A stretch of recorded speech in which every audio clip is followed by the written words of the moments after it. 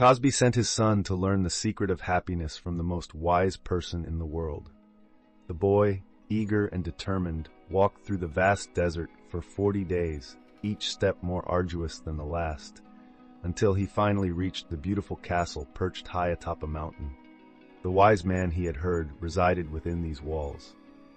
Upon entering, however, he found not a peaceful, serene place of learning, but a scene of chaos.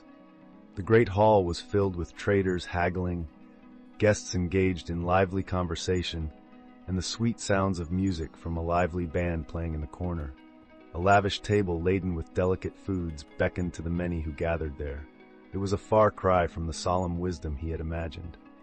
It took the boy nearly 2 hours to finally speak with the wise man.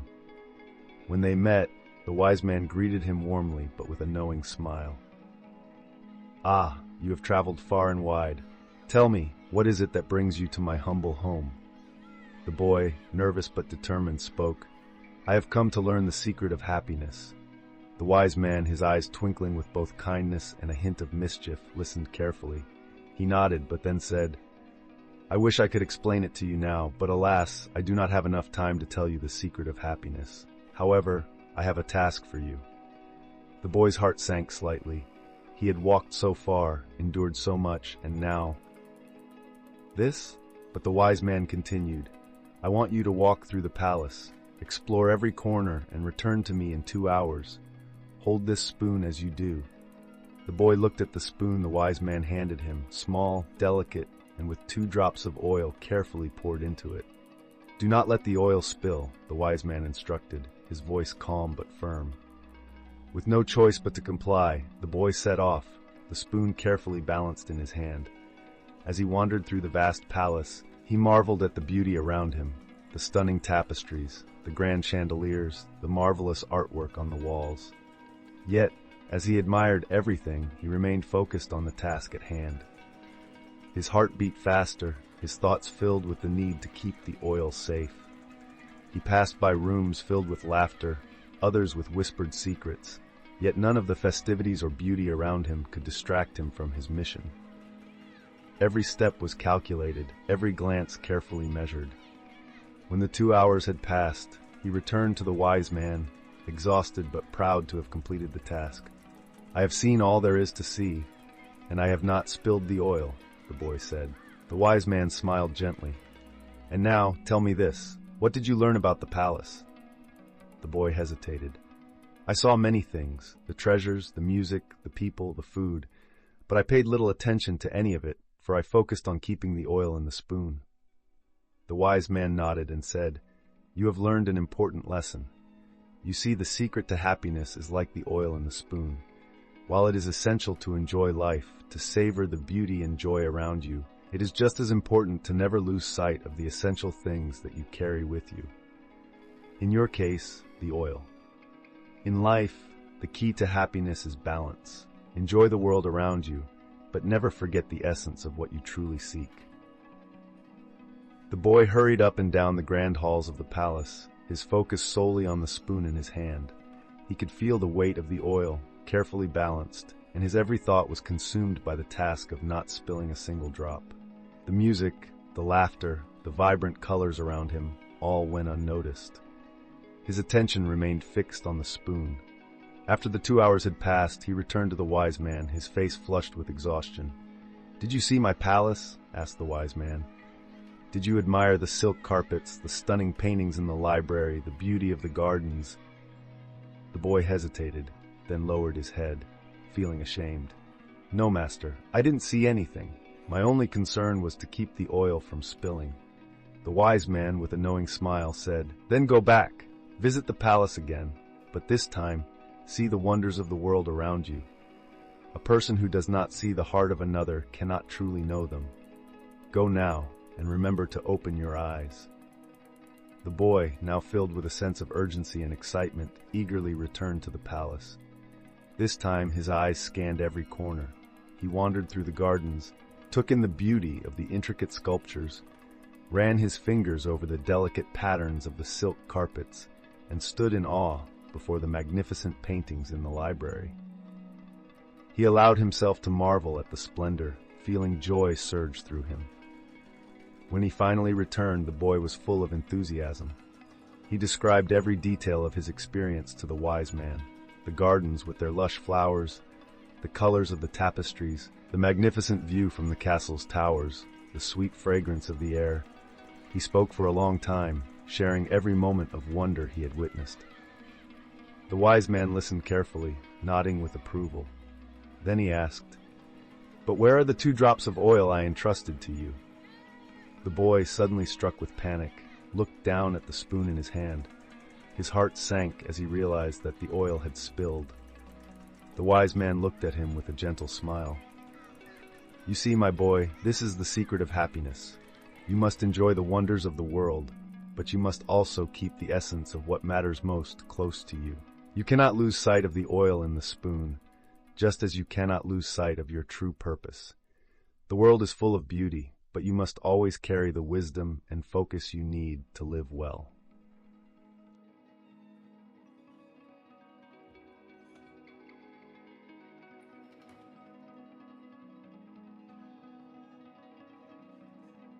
One day, after the village of Sheena was flooded with women and children seeking refuge, they were all sheltered inside a large, sturdy building. It was necessary to select several male guards to protect this building from the potential threat posed by the villagers. Sheena, the leader, gathered the men of the village and asked for volunteers. Among them, a tall young man stood out. His smirk was arrogant, and he spoke in a loud, disdainful voice. "Girls and women are dirty and unreliable creatures. A wise man never wastes his time trying to protect them." His words hung in the air, sharp and cold. The other men looked at him for a moment, some with raised eyebrows, but most chose to ignore his provocative words. Slowly, a few brave men stepped forward, volunteering for the guard duty. Sheena, though, did not take kindly to the tall young man's outburst. She stepped forward and pulled the volunteers aside, dismissing the rest of the men who remained silent. When she was alone with those who had stepped up, she spoke to them with a seriousness that none could ignore. "The task ahead is not one to be taken lightly," she told them. "You must protect this building and the lives inside it with the utmost care. Be vigilant, be cautious, and always remain suspicious of anyone acting out of the ordinary." Her gaze lingered on the tall young man, who had yet to speak further, still standing at the back. "In particular," Sheena continued, her voice lowering to a near whisper, "I want you to be very careful about the tall young man from the school. Do not allow him near the building for any reason. Under no circumstances should you let him through the gates." One of the volunteers, a man who had always respected Sheena's judgment, frowned in confusion. "But master," he asked, his voice full of concern, "in front of all the people, he openly said he does not have a favorable opinion of girls and women. He called them dirty creatures. How can you suggest we watch him closely? Surely a man who speaks like that would never pose a threat." Sheena sighed deeply, a shadow crossing her face. "It's very simple," she replied, her voice tinged with weariness. "That young man is mentally ill, and someone with such a mindset could be dangerous, especially to the women and children in this building. Do you understand?" She paused, making sure the gravity of her words settled into their minds. "The truth is, there is no difference between men and women, between boys and girls. We are all human, deserving of respect. Whoever sees them as evil or unreliable is not just misguided, they are mentally disturbed. His views on women and children are not only wrong, but a clear sign of something deeper, something dangerous. So I repeat, be very careful." The volunteer nodded slowly, his mind racing as he considered the implications of Sheena's words. But another man, one who had always been skeptical of the tall young man's words, spoke up. "Master, should we confront him? Should we do something before he causes harm?" Sheena's eyes narrowed, her expression hardening. "No. Keep your distance. Watch him from afar. If he approaches, remain calm but firm. We must not give him the chance to do anything reckless. I trust you all to keep your wits about you." As the men dispersed to prepare for their duties, Sheena remained standing, her gaze fixed on the horizon. She knew that the danger wasn't just external, it lay within the village, in the hearts and minds of those who lived there. And though she could sense the storm brewing, she wasn't sure how much longer they could hold their ground.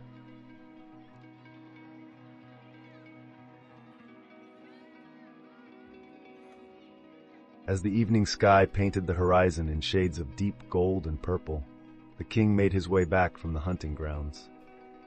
His royal procession moved along the familiar path leading to the grand palace, its towering spires visible in the distance. The air was cool, with a light breeze whispering through the trees, rustling their leaves. His horses trotted steadily, the sound of hooves muffled by the soft earth beneath. The king's mind was preoccupied with the weight of his duties, but his thoughts were soon interrupted by an unusual sight along the road. A lone figure, an old man, walked slowly ahead of the procession. His back was bent under the heavy load of firewood he carried, the bundle seemingly larger than the man himself. His steps were labored, and he breathed deeply, each exhale a struggle against the weight pressing upon him. As the king drew closer, he felt a stirring of pity for the old man. He signaled for his horses to slow, the royal entourage following his lead. The king, with his regal presence and authority, approached the man and spoke, his voice calm yet firm. "Man, why carry such a heavy burden on your back? Do you not have a cart to transport this load?" The old man, pausing in his struggle, looked up at the king. His face, weathered by time and hardship, cracked a faint smile. He stood straight for a moment, though the firewood still weighed him down. His voice was soft but wise. "They've made everyone do something, Your Majesty," he said with a knowing laugh. "The cart to carry and the sultan to command, and the subjects to obey." The king's brow furrowed. "What do you mean? You seem to carry this burden willingly, yet it could be eased by a simple cart. Surely you must see the value in lightening your load." The old man's eyes twinkled with a quiet wisdom. "Your Majesty, you do not think you have the true command of this world, do you? Look across the road. What do you see?" The king, curious and a bit puzzled, followed the old man's gaze. Across the road, a figure was emerging from the shadows, another old man, though this one moved more swiftly, hurrying towards the city with a load of firewood on his back. His steps were quicker, his face etched with a deeper worry than the first. "I see an old man who carries his load," the king replied, his tone now inquisitive. "And yet he seems to move with a sense of urgency, as if he has somewhere to be." The old man nodded, his voice carrying a weight of experience. "Indeed, but do you know that man, Your Majesty? He has more children than I and lives in greater poverty than I, yet you see him running to the city, hoping to get home before the night falls. Why? Because he, too, carries a heavy burden." The king raised an eyebrow, skeptical. "I do not believe that his poverty could exceed yours, nor do I see how he could have more children than you. It is clear to me that your situation is more dire." The old man chuckled softly, a sound like dry leaves rustling in the wind. "Ah, Your Majesty, you cannot see what I see. That man, he has a cart, just as I once did. But it was not always so. I saw him in his own struggle, burdened not only by the weight of firewood, but by the cries of his hungry children. His poverty was not in material things, but in his heart. He had no way to carry the weight of his responsibilities." The king's eyes softened with understanding, but the old man continued. "I gave him my cart, Your Majesty," he said, his voice growing tender with emotion. "I gave him my cart so that he could bring joy to his children. For what good is firewood if the children have no laughter? What good is a load if it is carried without love?" The king looked at the old man, his heart stirred by the simple but profound words. "So you gave him your cart?" "Yes," the old man replied, nodding. "The firewood is heavy, but with the laughter of his children the weight becomes lighter. When I hear their joy, I feel the burden fade as if it were nothing at all. What commands me, Your Majesty, is not the weight of firewood or the need for riches. It is the laughter of children, the lightness of their hearts. That is the true command in this world." The king was silent for a long moment, reflecting on the old man's words. He had always been surrounded by power, wealth, and the burdens of ruling. Yet he had never truly considered what it meant to lead with kindness, to understand the hearts of the people he ruled. The old man had no crown, no riches, yet he understood something far more valuable than gold. Finally, the king spoke, his voice low and thoughtful. "And what of my command, the command of the Sultan? What of the weight I bear as ruler of this land?" The old man's eyes twinkled with a deep, knowing smile. "Your Majesty, your command will always be one of power and authority, but true wealth lies in the hearts of those you lead. You can command many things, but you cannot command the laughter of children.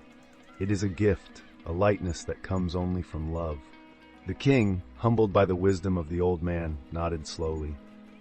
He gazed out across the road at the figure of the other old man, now safely reaching his home. His heart felt lighter, as if a great weight had been lifted, and for the first time, he truly understood the meaning of leadership. As the king continued on his journey to the palace, his thoughts remained with the old man's words. The road ahead seemed less heavy, the evening air a little fresher.